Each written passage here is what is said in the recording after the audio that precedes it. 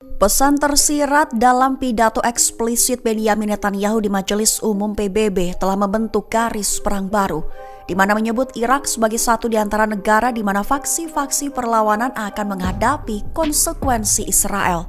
Mengutip Al-Mayadin pada 1 Oktober, hal ini tertulis dalam artikel sumber utama yang ditulis oleh Lea Akil pada 30 September 2025. Tertulis bahwa wilayah Asia Barat saat ini ditandai dengan meningkatnya ketidakstabilan, dengan Irak kembali terseret ke pusat turbulensi regional, terkhusus usai Netanyahu menyampaikan ancaman eksplisit di podium PBB. Lantas, konvergensi tekanan ini telah menempatkan Irak pada titik kritis, memunculkan pertanyaan, apakah Baghdad berada di ambang menjadi garda terdepan berikutnya dalam perang Israel?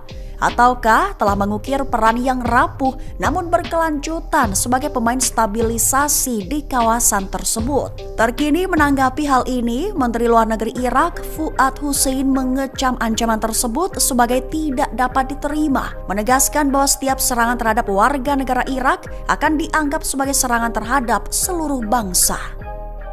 Presiden Amerika Serikat Donald Trump melontarkan ancaman keras kepada Hamas. Ancaman itu adalah setujui rencana perdamaian Gaza dalam 3 atau 4 hari atau membayar di neraka. Mengutip The Times of Israel pada 1 Oktober, ancaman itu dilontarkan Trump dalam pernyataannya pada Selasa 30 September waktu setempat. Diungkap usai merilis proposal 20 poin bersama Benyamin Netanyahu, menekankan bahwa para pemimpin Israel dan Arab telah menerima rencana tersebut dan hanya menunggu Hamas. Sehingga Trump mengatakan bahwa Hamas kini hanya memiliki waktu 3 atau 4 hari untuk merespons, menegaskan bahwa jika Hamas tidak melakukannya, maka akan menjadi akhir yang sangat menyedihkan. Perlu diketahui rencana 20 poin telah diresmikan di Gedung Putih pada Senin 29 September. Isinya termasuk membebaskan seluruh sandera Israel, imbalannya 250 tahanan Palestina. Hamas menyerahkan senjata dan akan diberi amnesti. Bantuan akan mengalir ke jalur Gaza hingga akan dimulainya proses demilitarisasi, deradikalisasi, dan pembangunan kembali jalur Gaza. Kapal Al-Damir yang berangkat dari pelabuhan Otranto, Italia mengaku akan tetap melaju ke Gaza, walaupun mendapatkan ancaman dari Angkatan Laut Italia. Mengutip Al-Mayadin pada 1 Oktober, hal ini diumumkan oleh Armada Global Sumut pada Selasa 30 September 2025. Lebih tepatnya dikabarkan bahwa Al-Damir yang membawa dokter dan jurnalis internasional telah berangkat dari pelabuhan Otranto, Italia menuju Gaza. Meskipun ada upaya Angkatan Laut Italia untuk menghalangi misi kemanusiaan tersebut. Menurut penyelenggara Armada, Kementerian Luar Negeri Italia memberitahu mereka bahwa fregat Angkatan Laut yang memantau misi tersebut akan segera mengeluarkan panggilan radio, di mana yang menawarkan kesempatan kepada para peserta untuk turun dan kembali ke pantai sebelum mencapai apa yang digambarkan oleh pihak berwenang sebagai zona kritis. Lantas pihak Armada pun menolak tekanan itu dengan menyatakan bahwa mereka hadir dengan komitmen menyadari resiko dari misi mereka.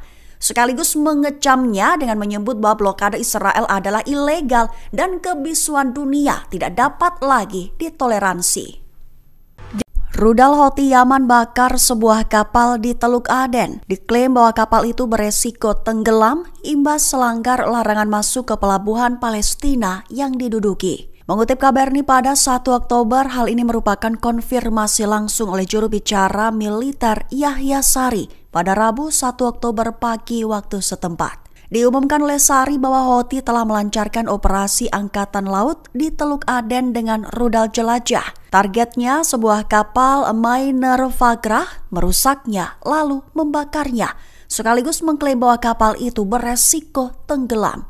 Menurut pernyataan, serangan itu dilakukan karena pemilik kapal melanggar larangan masuk ke pelabuhan Palestina yang diduduki. Sari menjelaskan bahwa operasi itu dilakukan untuk mendukung jalur Gaza, sekaligus menegaskan larangan berkelanjutan terhadap kapal-kapal yang terkait dengan Israel. Sekali lagi, Sari menegaskan bahwa pihaknya masih memberlakukan larangan navigasi maritim terhadap Israel sekaligus sekutu di Laut Merah, Laut Arab, Bab al-Mandab, dan Teluk Aden.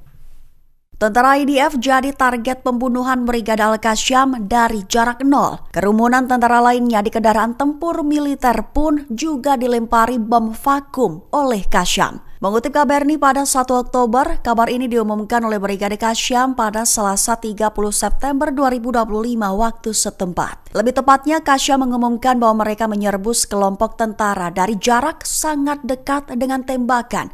Juga sebuah tank Merkava diledakkan dengan bom komando, serta melemparkan sejumlah bom vakum ke dua kendaraan pengangkut personel IDF di lokasi yang sama. Adapun lokasinya di dalam sekolah suster Rosario di selatan kota Gaza terjadi pada Senin 29 September 2025. Mengklaim serangannya itu telah menewaskan dan melukai sejumlah tentara Israel mengingat adanya upaya pendaratan helikopter Israel untuk evakuasi. Sementara itu, sebagai konfirmasi media Israel melaporkan pada Senin malam bahwa insiden keamanan terjadi terhadap pasukan tentara Israel di Gaza, mencatat bahwa laporan awal mengindikasikan adanya cedera serius di antara pasukan penyerang. Namun terbaru platform berbahasa Ibrani itu menyebarkan berita tentang evakuasi tentara yang tewas dan terluka dari militer ke 3 rumah sakit besar di Israel. Imbasnya, tentara Israel mengumumkan keadaan siaga maksimum di Gaza setelah serangkaian serangan tersebut.